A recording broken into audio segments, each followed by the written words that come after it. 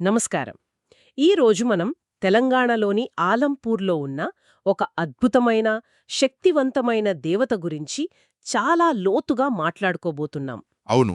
మన దగ్గర ఉన్న సమాచారం ప్రకారం ఈ దేవత కథలో పురాణం, కొన్ని వందల సంవత్సరాల చరిత్ర, నాటకీయమైన సంఘటనలు, ఇంకా అచంచలమైన విశ్వాసం అన్నీ ఉన్నాయి. అన్నీ ఉన్నాయి. జోగులాంబదేవి ఆ పేరులోనే ఏదో యోగశక్తి ఉన్నట్టు అనిపిస్తోంది. కాని ఆమె స్వరూపం చాలా ఉగ్రంగా, దాదాపు భయంకరంగా ఉంటుంది. నిజమే. విరబూసిన జుట్టు, చేతిలో పుర్ర, చుట్టూ విషపు జీవులు. ఇంత ఉగ్రమైన దేవతను ఎందుకు అంత ప్రేమగా, భక్తిగా అమ్మాని కొలుస్తారు? మంచి ప్రశ్న. అన్నింటికన్నా ముఖ్యంగా దాదాపు 600 సంవత్సరాలకు పైగా కనుమరుగైపోయిన ఒక ఆలయం, ఒక విగ్రహం మళ్ళీ 21వ శతాబ్దంలో ఎలా ప్రాణం పోసుకుంది? ఈ ప్రశ్నల వినుకున్న కథేంటో తెలుసుకుందాం. ఖచ్చితంగా. ఈరోజు మనం కేవలం ఒక ఆలయ చరిత్రను, పురాణాన్నో చెప్పుకోవట్లేదు.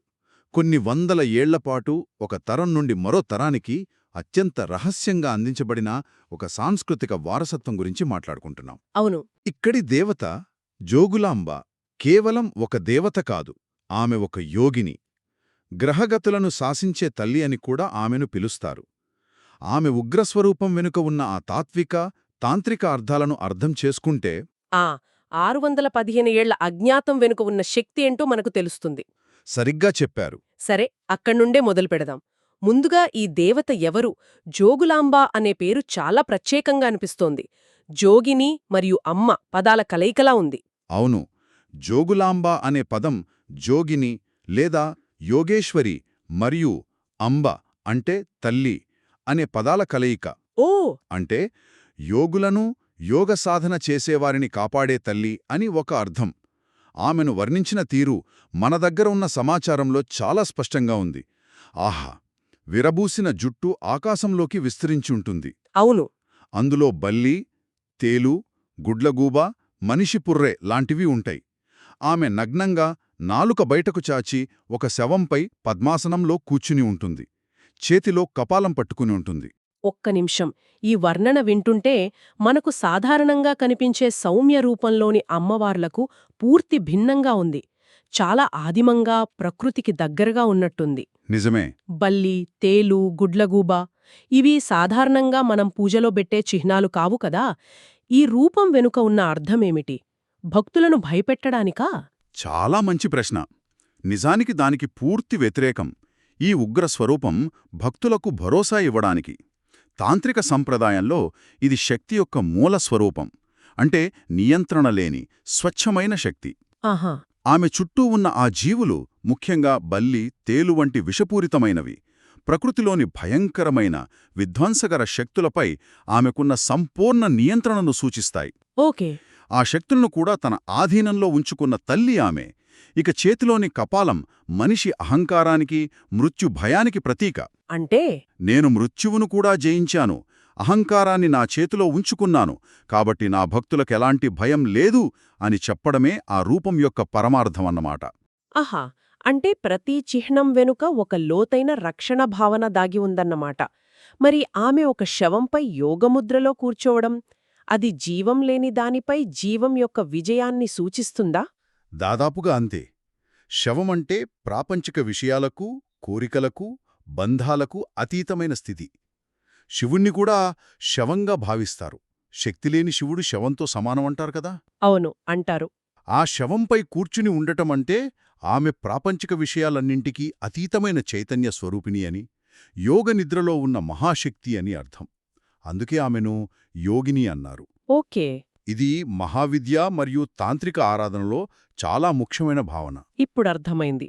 ఆమె రూపం చూసి భయపడకూడదు, దాని వెనుకున్న అభయాన్ని గ్రహించాలి. మరి ఈ శక్తి స్వరూపిణి ఉన్న క్షేత్రం 18 మహాశక్తిపీఠాలలో ఒకటిగా ప్రసిద్ధి చెందింది కదా. అవును. శక్తిపీఠాల వెనుక దక్షయజ్ఞం కథ ఉంటుంది. ఇక్కడ సతీదేవి శరీరంలోని ఏ భాగం పడిందని పురాణాలు చెబుతున్నాయి? అవును. దేశవ్యాప్తంగా శక్తిపీఠాలు చాలా ఉన్నా వాటిలో 18 అత్యంత ముఖ్యమైనవిగా మహాశక్తిపీఠాలుగా పరిగణిస్తారు. దక్షయజ్ఞం కథ మనకు తెలిసిందే. అవును. అవమానాన్ని తట్టుకోలేక సతీదేవి యజ్ఞగుండంలోకి దూకినప్పుడు శివుడు ఆమె దేహంతో ప్రళయతాండవం చేస్తాడు. అప్పుడు విష్ణువు తన సుదర్శన చక్రంతో ఆ దేహాన్ని ఖండిస్తాడు. ఆ శరీర భాగాలు పడిన ప్రదేశాలే శక్తిపీఠాలు. మరి ఆలంపూర్లో? ఆలంపూర్లో సతీదేవి పై దవడపళ్ళు అంటే దంతభాగం పడిందని పురాణ ఐతిహ్యం. అందుకే ఇది అత్యంత శక్తివంతమైన క్షేత్రాలలో ఒకటిగా కాశీ, కామాఖ్య, శ్రీశైలం వంటి వాటితో సమానంగా గౌరవించబడుతుంది. దంతాలు పడటం ఆలోచిస్తేనే చాలా శక్తివంతంగా అనిపిస్తోంది. దంతాలే మనలోని వాక్కుకు, బలానికి ప్రతీక. సాధారణంగా ఇలాంటి శక్తివంతమైన క్షేత్రాలు పవిత్రమైన నదుల దగ్గర, భౌగోళికంగా ప్రత్యేకమైన ప్రదేశాలలో ఉంటాయి. ఆలంపూర్ విషయంలో కూడా అదేమైనా నిజమేనా? 100% పాళ్ళు నిజం. ఆలంపూర్ పవిత్ర తుంగభద్రా నది ఒడ్డున ఉంది.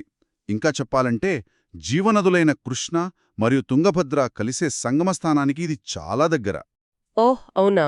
నదీ సంగమ ప్రదేశాలు ఎల్లప్పుడూ ఆధ్యాత్మికంగా, తాంత్రికంగా అత్యంత శక్తివంతమైన కేంద్రాలుగా పరిగణించబడతాయి. అంతేకాదు, ఈ ప్రదేశాన్ని శ్రీశైల క్షేత్రానికి పశ్చిమ ద్వారం అని కూడా అంటారు. అంటే ఒకప్పుడు శ్రీశైలం వెళ్లాలనుకునే యాత్రికులు ఆలంపూర్ను దర్శించుకుని ఇక్కడ నుండి తమ యాత్రను మొదలుపెట్టేవారన్నమాట. ఖచ్చితంగా. ఈ భౌగోళిక, ఆధ్యాత్మిక ప్రాముఖ్యతలన్నీ కలిసి ఆలంపూర్ను ఒక గొప్ప శక్తి కేంద్రంగా మార్చాయి. ఇక్కడే అసలు కథ, ఆ చారిత్రక మలుపు మొదలవుతుంది. మన దగ్గరున్న సమాచారం ప్రకారం ఈ ఆలయం దాదాపు 1400 సంవత్సరాల క్రితం, అంటే 7వ శతాబ్దంలో బాదామి చాళుక్యుల కాలంలో నిర్మించబడింది. అవును. కాని మనమిప్పుడు చూస్తున్న ఆలయం అది కాదు. 1390లో ఏం జరిగింది? అది ఈ ఆలయ చరిత్రలోనే అత్యంత విషాదకరమైన, అదే సమయంలో అత్యంత స్ఫూర్తిదాయకమైన ఘట్టం. 1390లో బహమనీ సుల్తాన్ల సైన్యం దక్కన్ ప్రాంతంపై దండెత్తింది. ఓ ఆ దండయాత్రలో బ్రాబిన్గా వారు ఆలంపూర్పై దాడి చేసి అసలు జోగులాంబ ఆలయాన్ని పూర్తిగా నేలమట్టం చేశారు. ఆనాటి అద్భుతమైన చాళుక్య వాస్తుశిల్పం ధ్వంసమైంది. ఆలయం శిథిలాల గుట్టగా మారిపోయింది. అయితే మరి అసలు విగ్రహం, అమ్మవారి మూలవిరాట ఏమైంది? ఇక్కడే అసలు అద్భుతం జరిగింది. ఆ దాడి జరుగుతున్న సమయంలో ప్రాణాలకు తెగించి అప్పటి పూజారులు, స్థానికులు కలసి అమ్మవారి అసలు విగ్రహాన్ని అక్కడి నుండి తప్పించారు. నిజంగానా? అవును. దాన్ని సమీపంలోనే ఉన్న నవబ్రహ్మ ఆలయాల సముదాయంలోకి తీసుకువెళ్లి అందులో ఒకటైన బాలబ్రహ్మేశ్వర ఆలయంలో ఒక మూలన ఎవరికీ కనిపించకుండా రహస్యంగా దాచిపెట్టారు. నమ్మశక్యంగా లేదు.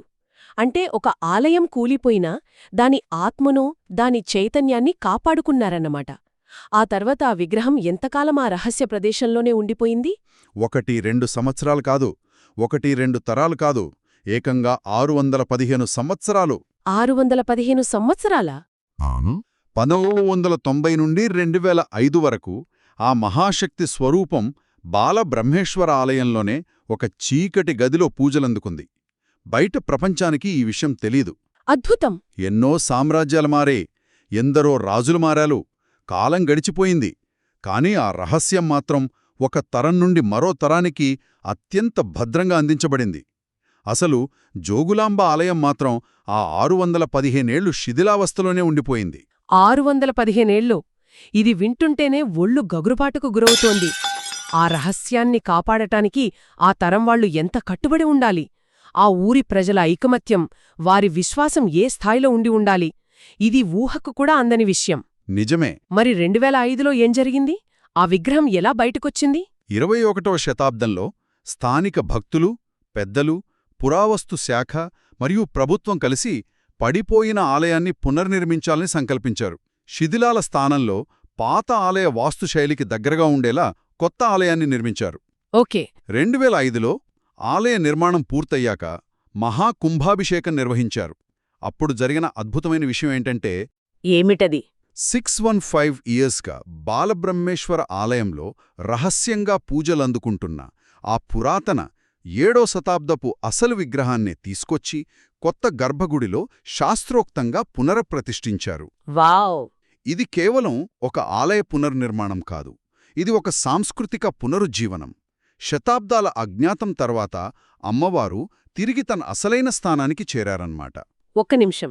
అంటే మనం ఈరోజు ఆలంపూర్లో చూస్తున్న జోగులాంబ విగ్రహం 1300 ఏళ్ల క్రితం చాళుక్యుల కాలంలో చెక్కిన విగ్రహమేనా? ఖచ్చితంగా.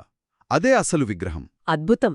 ఆ విగ్రహం అన్ని దాడుల నుండి, అన్ని సంవత్సరాల పాటు ఎలా చెక్కుచెదరకుండా ఉంది? దాన్ని ఎలా కాపాడగలిగారు? ఇది నిజంగా ఒక చారిత్రక అద్భుతం. ఖచ్చితంగా. అందుకే ఈ క్షేత్రానికంత ప్రాముఖ్యత.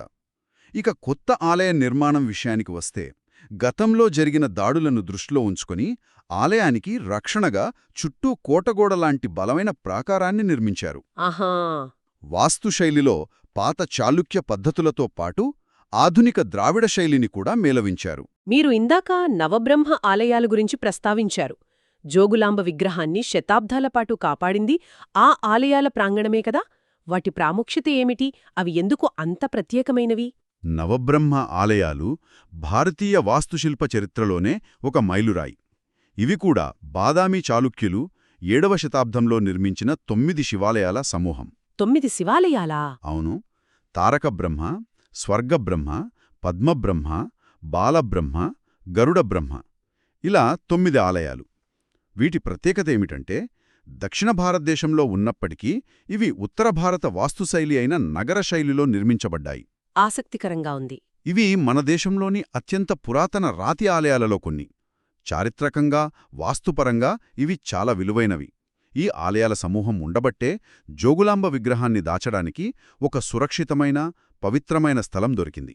అంటే ఆ 9 శివాలయాలు కలిసి ఒక శక్తిపీఠానికి రక్షణ కవచంలా నిల్చాయన్నమాట. ముఖ్యంగా బాలబ్రహ్మేశ్వర ఆలయం. అందుకే ఇప్పటికీ ఆ 2 ఆలయాలకు ఏదైనా సంబంధముందా? విడదీయరాని సంబంధముంది. ఆ 615 ఏళ్ల అనుబంధం వల్ల జోగులాంబను ఎల్లప్పుడూ బాలబ్రహ్మేశ్వరుడితో కలిపి పూజించడం ఒక సంప్రదాయంగా మారింది. ఓ, అలాగా? భక్తులు ముందుగా బాలబ్రహ్మేశ్వరుడిని దర్శించుకుని ఆ తర్వాత జోగులాంబ అమ్మవారి దర్శనానికి వెళ్తారు. ఒకే ప్రాంగణంలో శివశక్తి స్వరూపాలు కొలువై ఉండడం ఇక్కడి ప్రత్యేకత. ఈ కథ మొత్తం విన్నాక అక్కడి ప్రజలకు, భక్తులకు ఈ దేవతపై ఉండే నమ్మకం ఏ స్థాయిలో ఉంటుందో అర్థమవుతోంది. మరి ఇక్కడ జరిగే పూజలు, పండుగల గురించి, నవరాత్రి, బ్రహ్మోత్సవాలు, శివరాత్రి చాలా ఘనంగా జరుగుతాయని విన్నాను. అవును, లక్షలాది మంది భక్తులు వస్తారు. ప్రజలు అమ్మవారిని ప్రత్యేకంగా ఏ ఏ కోరికల కోసం కొలుస్తారు? ఇక్కడి దేవత ఉగ్రస్వరూపిణి, తాంత్రిక దేవత కాబట్టి ఆమె శక్తి చాలా తీవ్రంగా, వేగంగా పనిచేస్తుందని భక్తులు బలంగా నమ్ముతారు.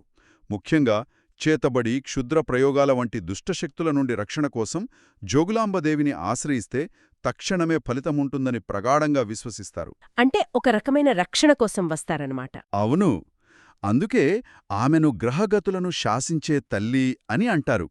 అలాగే కుటుంబంలో గొడవలు, కలహాలు ఉన్నవారు, మానసికంగా ధైర్యం కోల్పోయినవారు అమ్మవారిని దర్శించుకుంటే ఆ ఉగ్రశక్తి వారికి ఒక కవచంలా నిలిచి ఆత్మవిశ్వాసాన్ని ఇస్తుందని నమ్ముతారు. అంటే భౌతికమయ కోరికల కన్నా ఎక్కువగా మానసిక, ఆధ్యాత్మిక రక్షణ కోసం భక్తులిక్కడికి వస్తారన్నమాట. సరిగ్గా చెప్పారు. ముఖ్యంగా ఆధ్యాత్మిక సాధన చేసేవారికి, యోగులకు, తాంత్రికులకు ఈ క్షేత్రం ఒక పవర్ హౌస్ లాంటిది. ఇక్కడ చేసే జపం, తపస్సు వేగంగా సిద్ధిస్తాయని నమ్ముతారు.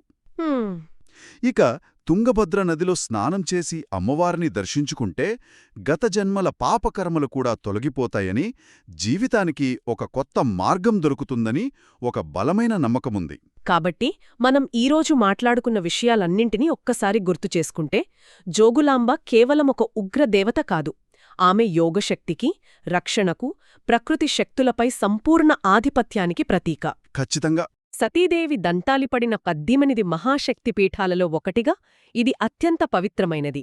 1400 ఏళ్ల చరిత్ర ఉన్న ఈ ఆలయం 1390లో జరిగిన దాడిలో ధ్వంసమైనప్పటికీ దాని ఆత్మైన మూల విగ్రహాన్ని 615 ఏళ్లపాటు 615 ఏళ్లపాటు అత్యంత రహస్యంగా కాపాడుకుని 21వ శతాబ్దంలో అద్భుతంగా పునర్జన్మ పొందింది. ఇది కేవలం చరిత్ర కాదు, తరతరాలుగా ప్రవహించిన విశ్వాసం యొక్క గాథ. ఈ మొత్తం చర్చ నుండి మనం ఒక ముఖ్యమైన ఆలోచనతో ముగిద్దాం. ఒక భౌతిక నిర్మాణం అంటే ఒక రాతి కట్టడం కూలిపోవచ్చు, కాని దానిలోని చైతన్యం, దాని వెనుక ఉన్న విశ్వాసం నాశనం కావు. నిజమే. ఒక విగ్రహాన్ని, ఒక సంప్రదాయాన్ని 615 సంవత్సరాల పాటు కాపాడటం వెనుక ఒక తరం నుండి మరొక తరానికి అందిన సంకల్పం, ఆ సాంస్కృతిక నిబద్ధత ఎంత బలంగా ఉండి ఉండాలి. ఊహించలేం. ఒక సమాజం యొక్క నిజమైన బలం దాని కట్టడాలలో కాదు, అది కాపాడుకునే విలువలలో, విశ్వాసాలలో ఉంటుంది అనడానికి ఇంతకన్నా గొప్ప ఉదాహరణ మరొకటుంటుందా? భౌతిక నిర్మాణం నాశనమైనప్పటికీ ఒక శక్తిని, ఒక చైతన్యాన్ని 6 శతాబ్దాల పాటు అత్యంత రహస్యంగా, సజీవంగా ఉంచడం ఒక సమాజం యొక్క దృఢత్వానికి, సంస్కృతి పట్ల వారికున్న అంకితభావానికి నిలూటద్దం కాదా? ఈ విషయం గురించి ఆలోచించవచ్చు.